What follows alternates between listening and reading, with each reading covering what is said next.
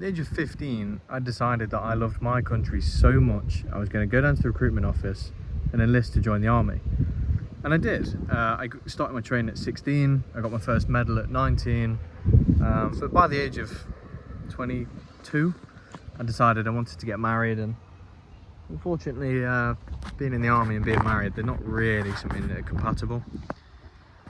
So I got out, and I've just been in the reserves ever since, but I have to say, the faith I have in my nation is really being rocked at the minute. It's really not doing very well, and the reason is, the more I look around, and you know, I sit here in such a nice place, it's such a nice country, just geography wise, and there's all these nice villages and these lovely traditions and these lovely people, but the more I look around, the more I realise we are just rotten from the inside. We are just not a very nice country anymore, because these this rape scandal is really like the rape gangs. It's really rocked my faith in the country, because so many people don't want to talk about it. You don't hear anything about it. People aren't, you know, it's not barely in the news.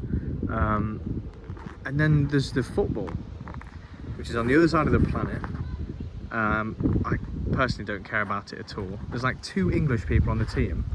It's just Africans versus Africans anyway. And yet people would rather talk about the football than the fact that over 250,000 young women have been raped. Now, as a man, I know that there are things that I'll never have to experience, but it makes my blood boil just thinking about what's happened to all these young women. But the crazy thing is, it's become a right-wing issue. How can the mass rape of young women be a right-wing issue? Surely that should just be an issue. How is that being politicised? Now, I know the answer, obviously, it's because racism. But this only happened in the first place because people were scared of being called racist. It makes me hate my own country. The king hasn't said anything about it. The king's too busy. What has he recently changed his title to a, you know, defender of the multi-faith nation instead of just defender of the faith? He's completely abandoned our core principles. I just can't imagine the men that fought in the First and Second World War being proud to see what happened to this country. I know I never even served a kinetic deployment, you know, and I'm just ashamed. I really am.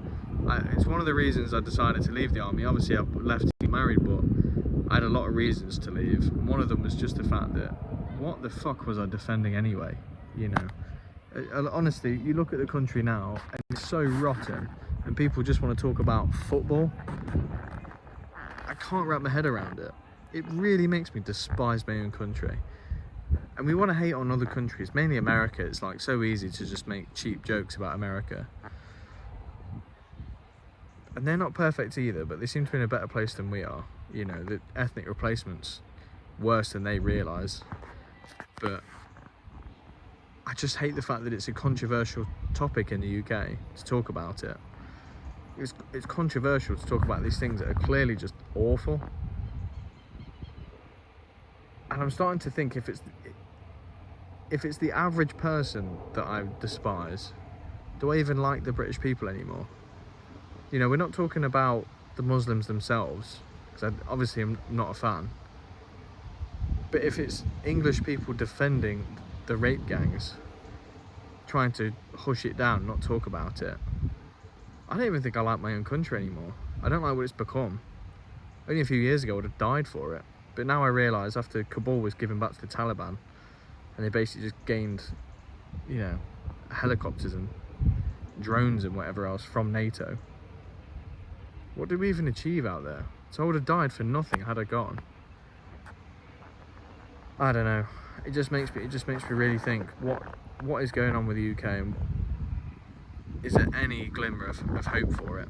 I think if Rupert Lowe doesn't get in, I genuinely think the game's over. But then again, this is what happens when you lose the Second World War, isn't it? The British people lost the Second World War. The elites won it. We lost. It's not easy seeing the World War II veterans say that they think it wasn't worth it. But there we go.